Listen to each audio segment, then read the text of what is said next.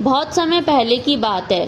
बाल्यकाल में हनुमान जी इतने शक्तिशाली और शरारती थे कि वे कभी सूरज को फल समझकर निगलने दौड़ पड़ते, तो कभी ऋषियों के आश्रम में उधम मचा देते। ऋषि मुनि उनकी शरारतों से परेशान हो गए, लेकिन वे जानते थे कि हनुमान जी बहुत पवित्र और भोले हैं, इसलिए उन्होंने क्रोध में कोई कठोर दंड नहीं दिया, बल्कि एक श्राप दिया। हे बालक, तुम अपनी सारी शक्तियाँ भूल जाओगे, लेकिन जब कोई तुम्हें तुम्हारी शक्ति याद दिलाएगा, तब तुम्हारी सारी शक्तियाँ फिर जागृत हो उठेगी। उस दिन के बाद हनुमान जी साधारण वानरों की तरह रहने लगे। वे विनम्र थे, सबकी सेवा करते थे, लेकिन उन्हें खुद नहीं पता था कि उनके भीतर कितनी अपार शक्ति छिपी है। समय बीता, फिर वह दिन आया जब सीता माता को खोजने के लिए वानर सेना समुद्र किनारे पहुंची। सामने विशाल समुद्र था, सब चिंतित थे। कोई बोला, मैं 10 योजन कूद सकता हूँ। दूसरा बोला, मैं 50 योजन जा सकता हूँ, लेकिन वापस नहीं आ पाऊंगा।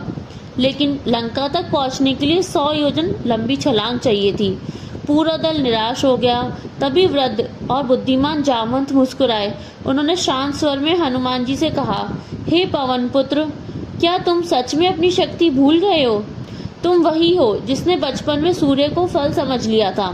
तुम्हारे अंदर असीम बल, बुद्धि और साहस है। जैसे जैसे जामवंत जी बोलते गए, वैसे वैसे हनुमान जी के भीतर छिपी शक्तियां जागने लगी। उनकी आंखों में तेज चमक उठा।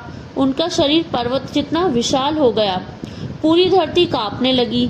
हनुमान जी जोर से बोले, जय श्री राम। और फिर उन्होंने ऐसी विशाल छलांग लगाई कि पहाड़ हिल गए, पेड़ उखड़ गए और समुद्र की लहरें ऊंची उठने लगी। उसी छलांग से वे लंका पहुंच गए और माता सीता का पता लगाया। इस कहानी से हमें ये सीख मिलती है कि कई बार हमारी ताकत हमारे अंदर ही छुपी होती है। हमें बस एक ऐसे व्यक्ति की जरूरत होती है जो हमें हमारी असली क्षमता याद दिला दे।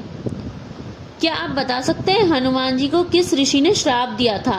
आपके ऑप्शन है, A Rishi Vashishtha, B Rishi Durvasa, C Rishi Angira, D Rishi Mukund.